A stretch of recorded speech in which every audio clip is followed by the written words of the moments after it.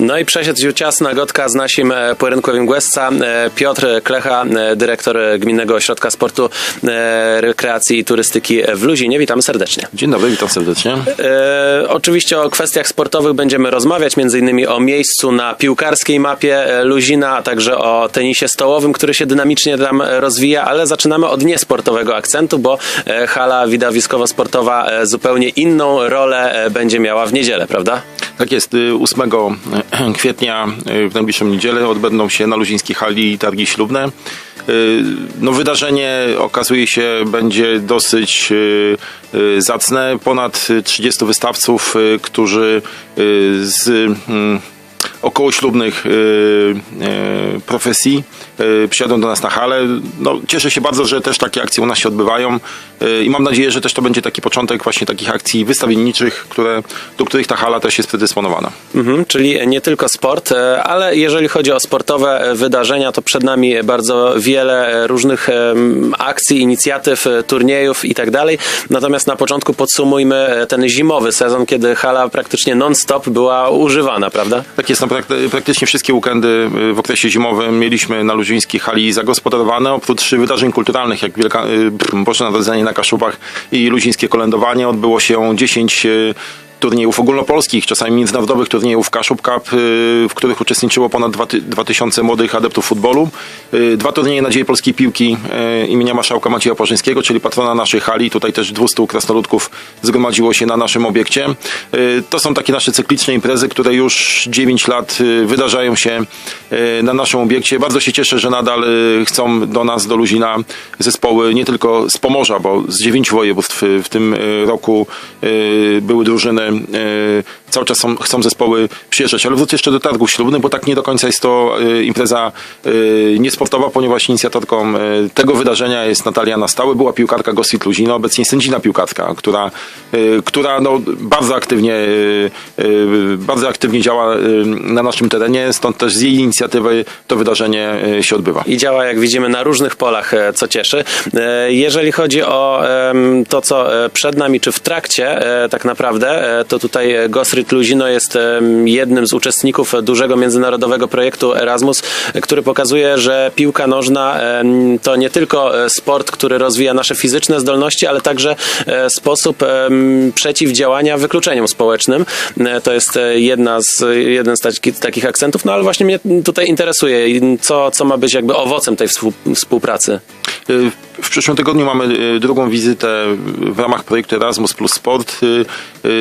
Kaszubskie Towarzystwo Sportowo-Kulturalne działające przy Gossip Luzino jest liderem projektu, w którym uczestniczą przedstawiciele z 5 krajów. Mamy tutaj gości z Cypru, z zawodowego klubu AS Limassol. Jeszcze niedawno uczestnik Ligi Europy. Przyjeżdża do nas m.in. dyrektor generalny i dyrektor akademii tego profesjonalnego klubu. Mamy gości z Serbii, wykładowców i studentów z Uniwersytetu w Belgradzie oraz przedstawicieli 2 ponadregionalnych organizacji pozarządowych, które z Turcji i z Rumunii. Wspólnie celem projektu jest wspólne wypracowanie programu międzynarodowego w zakresie organizacji zajęć sportowych dla dzieci i młodzieży wywodzących się z grup ryzyka. Jest to jakby aktywność, która nam mocno w duszy gra, stąd cieszę się, że udało nam się pozyskać środki europejskie na tą aktywność. Mam nadzieję, że oprócz tego, że wymienimy się dobrymi praktykami, bo każdy z nas z tych organizacji działa w sporcie, ale jakby w innej przestrzeni, uda nam się wypracować program, który przyda się innym do przyciągania młodych ludzi, zwłaszcza tych ze środowisk dysfunkcyjnych, do sportu. Czy tutaj Luzino ma też coś, że tak powiem, do wniesienia do tej puli międzynarodowej doświadczeń? Czy Luzino też jest przykładem tych działań, o których tutaj mowa? Tak, no, mam nadzieję oczywiście. Od 10 lat aktywnie działamy na naszym terenie i nie tylko. Obecnie ponad 25 grup dziecięcych i młodzieżowych uczestniczy. Prowadzimy ponad 25 grup sportowych dla dzieci i młodzieży w środowisku wiejskim, tak, co byśmy nie powiedzieli. To jest Luzino, jesteśmy na wsi sporej, ale cały czas wsi i udaje nam się przyciągać do sportu bardzo dużo dzieci ze środowisk uboższych. Dzięki temu, że ta oferta u nas jest bezpłatna. Nasi trenerzy szkolą się w zakresie profilaktyki uzależnień. systematycznie, oprócz tej jakby dokształcania się w zakresie prowadzenia zajęć sportowych, też duży nacisk kładziemy na tą jakby profilaktykę, jakby traktowanie sportu jako element wychowawczy czy profilaktyczny, ale też nasze stowarzyszenie oprócz tych aktywności sportowych też prowadzi szeroką działalność społeczną. W tym roku oprócz tego Erasmusa między innymi realizujemy projekt aktywizacji społeczno-zawodowej i już ponad 50 mieszkańców naszej gminy dzięki temu jakby aktywizuje się i społecznie, i zawodowo. Prowadzimy grupy sportowo-profilaktyczne, mamy też świetlicę środowiskową, prowadzimy też bank żywności.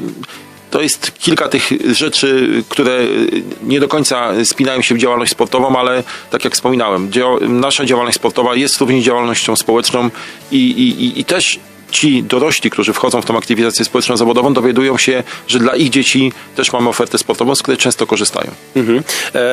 Tutaj takim czymś, co wyróżnia Luzino, jest chyba to, że tworzy się pewne środowisko, bo tutaj nie mówimy tylko o jakimś klubie, gdzie po prostu się zapisujemy, płacimy składki i tak dalej, ale chyba właśnie tak ja przynajmniej to widzę, że takim celem jest stworzenie pewnej grupy ludzi, którzy się utożsamiają nie tylko z tym, co jest na boisku, ale także co jest wokół, prawda?